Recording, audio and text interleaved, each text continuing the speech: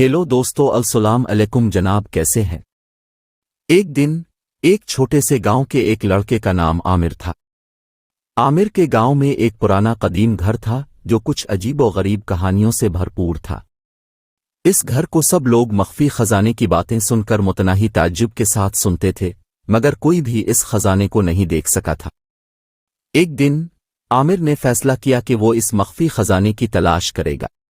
वो कदीम किताबों, पोहे और खराब छपी बातों का पता लगाने में मसरूफ हो गया। एक दिन उसने कदीम घर की एक बंद कमरे में एक दस्ताना पाया जिसमें एक मामूली सीम थी जो इसे किसी मख्फी खजाने की तरफ ले जाती थी। आमिर ने को समझने की कोशिश की और उसने पता लगाया कि खजाना का रास्ता एक पुराने दरख्त के नीचे जाता है। वो दरख्त तक पहुंचकर देखता है कि वो दरख्त एक खुफिया रास्ता की तरफ इशारा कर रहा है। आमिर ने जोश व खुशी के साथ रास्ते पर चलना शुरू किया।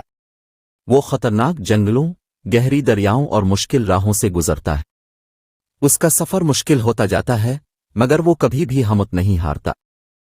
सरकारा जब आमिर कभी कभी पिघलने लगता था तो वो को देखकर नई तवाक़िफ़ और नए जज्बात के साथ दोबारा उठ कड़कर अलिफाटेता। आखिरकार एक दिन आमिर एक खूबसूरत वादी में पहुंचता है जहां एक खुला मैदान होता है। वो मैदान बिल्कुल इसम पर होता है जो उसने कदीम घर में पाया था।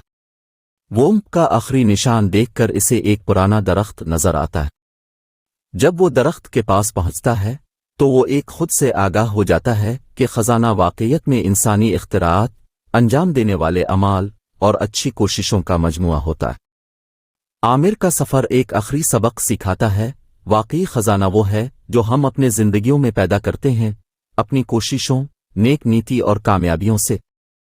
गांव वालों को आमिर की कहानी सुनकर एक नई रोशनी मिलती है और वो समझते हैं कि इंसानी क़ुव्वत समझ का हकीकी खजाना है।